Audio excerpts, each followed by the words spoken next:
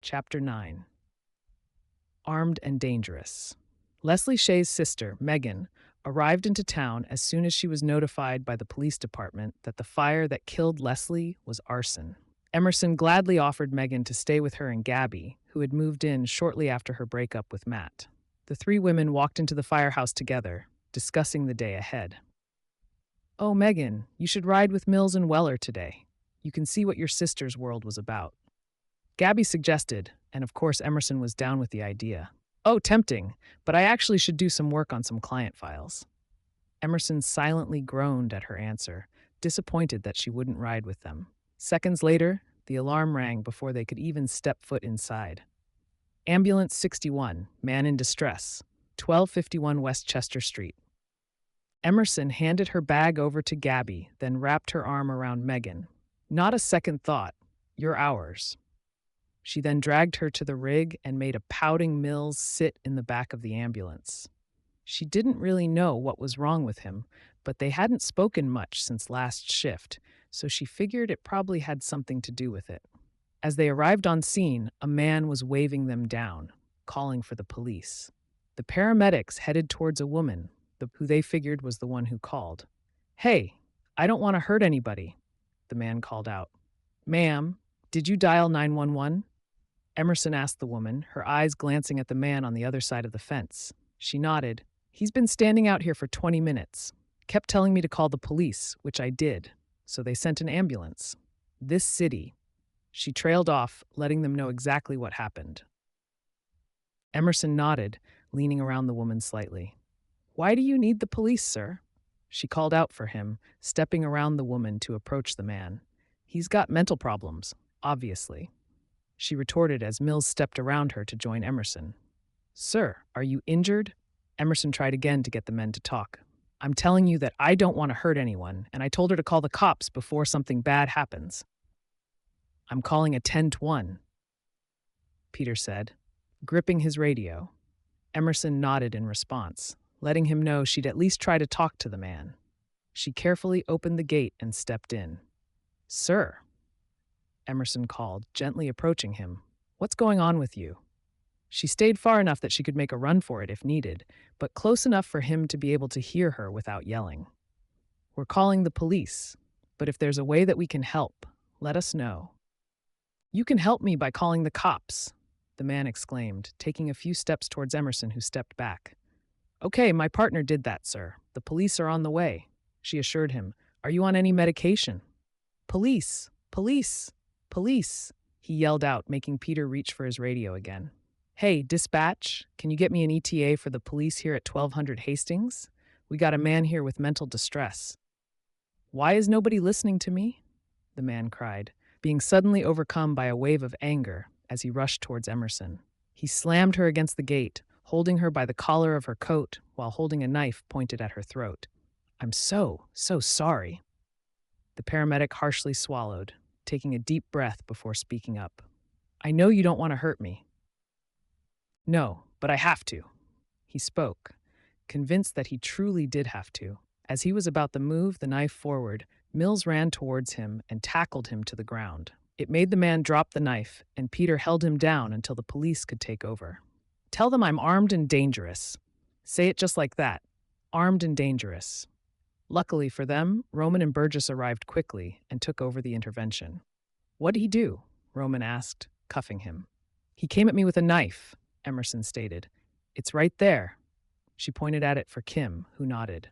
"Yeah, he's armed and dangerous," Peter told them, just like the man asked. "Thank you," the man said as Roman took him away. "What?" Peter questioned, confused.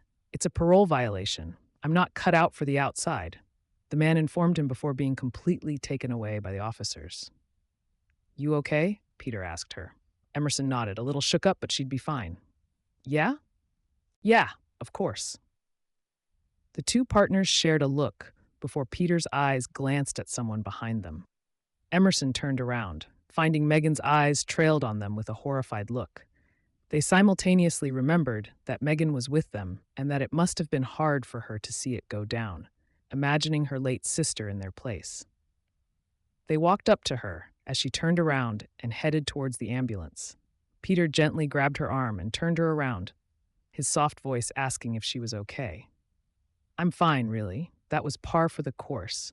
Not even in the top 10 of scary calls. Trust me. Emerson tried to reassure her. That's what she did. She went through that every day, and she never said anything to me. I'd ask her how her day was, and she would just make some inappropriate joke to get me laughing. I had no idea.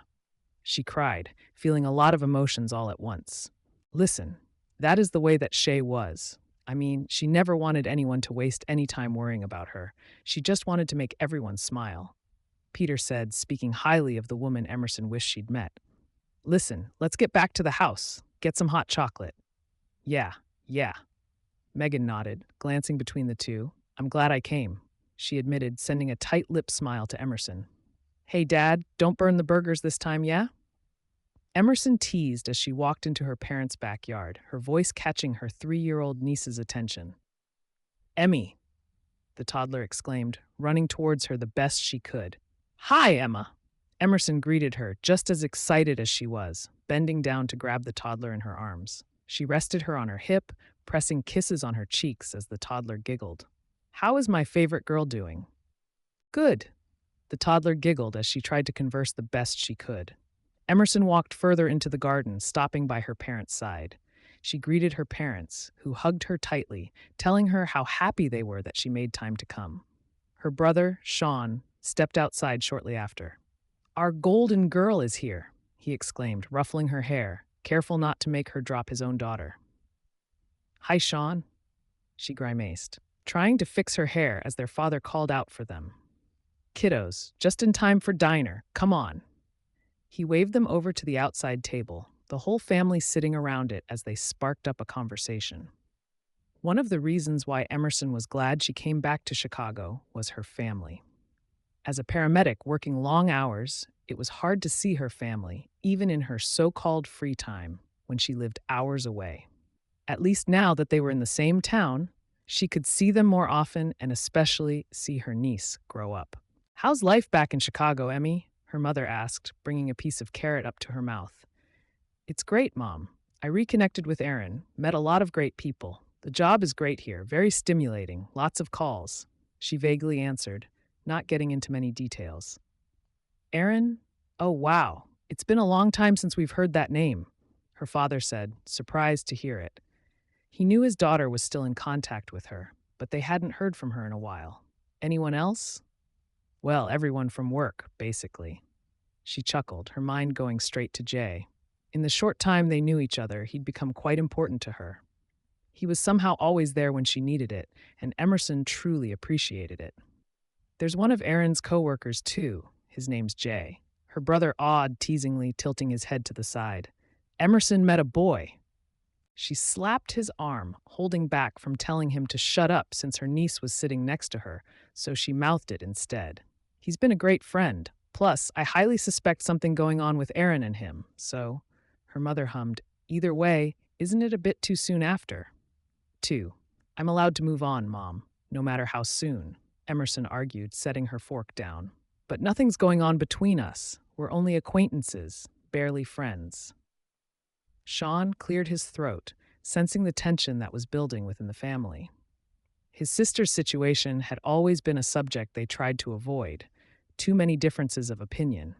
Emerson never bothered to correct them or even argue with them about her life choices for many reasons. The main one was that her family didn't even know the half of it, so their opinions were clearly biased. When do I get to meet these people? Emerson smiled, grateful for her brother. He always had her back. Whenever you're free. We often hang out at Molly's. You know the bar downtown? He nodded, having heard of it being a firefighter's den. Well, you'll just have to take me sometimes. The next day, back at their apartment, Gabby let Emerson know that she looped in intelligence for the case surrounding the fire that killed Leslie, since OFI wasn't able to do much. Gabby and Megan were gone for most of the day, leaving Emerson by herself at the apartment, practically waiting for something to pop up and entertain her. By the afternoon, she got a weird text from Jay asking her where she was. Emerson informed him that she was home and had been for the whole day. Jay then informed her that the arsonist was after Gabby and that he'd sent her a text using her name to get her to a specific location. It got Emerson worried, but she decided to stay put until he got back to her. He eventually called her back, letting her know that Adrian Gish was dead and Gabby was safe. She was relieved to say the least, and she gladly joined everyone for a drink at Molly's. The tension was high at the bar, and everyone recovered from mixed emotions.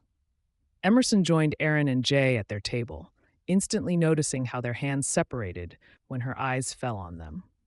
She decided not to say anything, at least not then.